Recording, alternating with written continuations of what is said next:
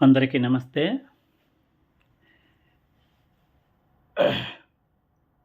కష్టాలన్నీ నాకే ఎందుకొస్తున్నాయి అనుకుంటాం.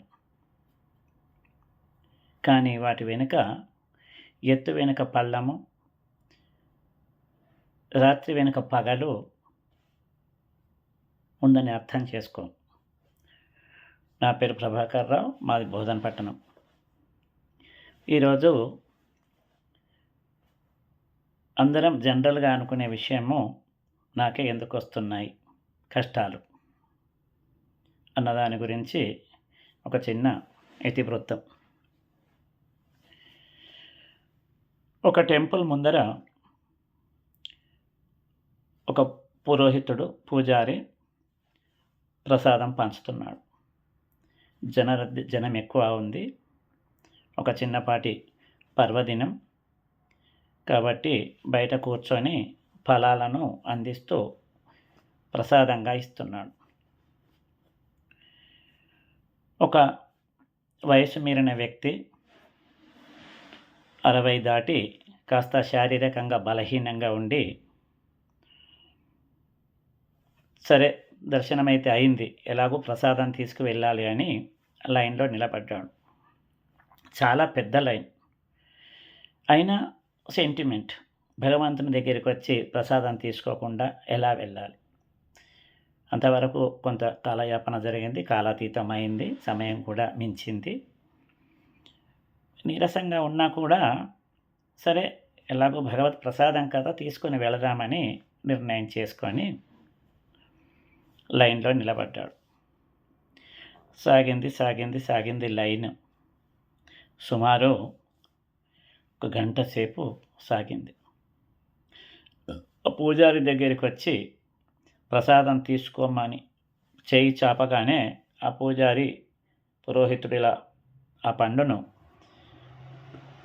మామిడి పండుని ఇలా చేతిలో వేసి, ఆ చేతిలో తీసుకోగానే ఆ పండు జారిపోయింది, కింద పడ్డది.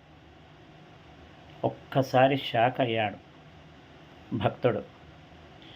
ఇంత కష్టం కోర్చుకొని, ఇంత నీరసంగా ఉన్నప్పటికీ గంటపాటు వరుసలో నిలబడి కాళ్ళు పీకుతున్నా, శరీరం సహకరించకపోయినా ఆ ప్రసాదం తీసుకోవడానికి వచ్చానే, మరి ప్రసాదం జారిపోయింది.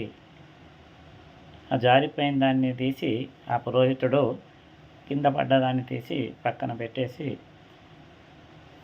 మళ్ళీ రాపో లైన్‌లో అన్నారు. అయ్యా మహారాజా, వయోవృద్ధుణ్ణి, శరీరం సహకరిస్తలేదు, దయచేసి ఇవ్వండి అంటే, కుదరదు, మళ్ళీ రావాలి అంతే, ఇప్పుడు ఇవ్వడం కుదరదు అని కాస్త వెనుకకు వెళ్ళి లైన్‌లో నిల్చోమని చెప్పాడు. బాధ, నీరసం, ఆవేదన, ఉద్వేగం అన్నీ కూడుకున్నాయి. ఎంత కష్టపడి అంతసేపు లైన్‌లో నిలబడితే ప్రసాదానికి నోచుకోలేకపోయాను. ఎప్పుడు నాకే ఇంత కష్టం వస్తుంది, అందరూ చక్కగా చకచక పళ్ళు తీసుకొని పోతున్నారు, ఒక్క నేనేనా ఇలా అనుకున్నాను. చేత కావడం లేదు. నిలబడాలి అంటే శరీరం సహకరిస్తలేదు, వెళ్ళిపోదామంటే సెంటిమెంట్ అడ్డం వస్తుంది. భగవంతా, ఇదేం కష్టం ఇచ్చినావు నాకని మళ్ళీ వరుసలో నిలబడ్డాడు. ఎక్కడ లేని బలాన్ని, ఎక్కడ లేని శక్తిని కూడా కట్టుకొని నిలబడ్డాడు. అతి కష్టంగా, అతి నీరసంగా, చివరికి కొంత రష్ తగ్గినా, కొంత జనసమ్మర్దం తగ్గినా కూడా, కొంత టైం తక్కువ తీసుకున్న చివరికి అతి కష్టం మీద వచ్చాడు. అప్పుడు మాత్రం జాగ్రత్తగా పట్టుకుందామని ఆ ఫలాన్ని జాగ్రత్తగా పట్టుకున్నాడు. పట్టుకున్న తర్వాత పురోహితుడితో అంటున్నాడు, అయ్యగారు, అప్పుడే ఇస్తే వెళ్ళిపోతుంటే కదా, ఎందుకంత నన్ను ఇలా చేశారు మీరు? నాకెంత బాధ, కష్టము, శారీరకంగా ఎంత ఉద్విగ్న పరిస్థితిలో ఉన్నాను నేను అని అనగానే ఆ పురోహితుడు అంటున్నాడు, నీకు అప్పుడే ఇవ్వాలని నాకు ఉండే, కాకపోతే దాన్ని నేనే జారదీశాను కిందికి.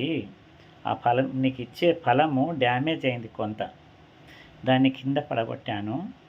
మళ్ళీ అందులో నుంచి ఇవ్వాలంటే అందులో నీకు అర్హతమైనటువంటిది, నీకు యోగ్యమైనటువంటి ఫలం అందులో లేదు. నీకు సంబంధించిన యోగ్యమైన, అర్హమైన మంచి ఫలము వెనుక ఆ ఉద్యానవనంలో, తోటలో మక్కుతున్నది, అది మాగుతున్నది, అది ఫలమవుతుంది. ఆ ఫ్రెష్‌ది ఇదే నేను ఇప్పుడు నీకు ఇచ్చింది, ఇది పెద్దది, మంచిది, చాలా శ్రేష్టమైంది, నిగనిగలాడుతున్నది, ఇప్పుడే తెంపుకొని వచ్చింది. దానికి కాస్త లేట్ ఉండే కాబట్టి నిన్ను లైన్‌లో రమ్మన్నాను. అంతకు తప్పితే వేరేం కాదు. నీకు ఇవ్వాల్సిన ఫలాలు కావవి. నీకు ఇవ్వాల్సిన ఫలము వెనుక ఉద్యానవనంలో చెట్టుకు కాస్తున్నది. అది అప్పుడే తెంపుకొని వచ్చిన ఫలము ఇది. నీకు అర్హత ఉంది. ఈ ఈ ఈ పండుకే నీకు తీసుకోవడానికి అర్హత ఉంది. వేరే ఫలాలకు నీకు నువ్వు తీసుకుంటున్న ఆ ఫలాలకే అర్హత లేదంటే అప్పుడు అనుకున్నాడు, భగవంతా, ఎప్పుడో నాకే కష్టం వచ్చింది అనుకుంటే నా కోసము ఇంత కష్టపడ్డా మధురమైనటువంటి అతి మంచి ఫలాన్ని ఇచ్చినావు అనుకున్నాడు. కాబట్టి మై డియర్ ఫ్రెండ్స్, ఎప్పుడు మనకు కష్టాలు వచ్చినా నాకే వస్తాయా ఇన్ని కష్టాలు అనుకోవద్దు.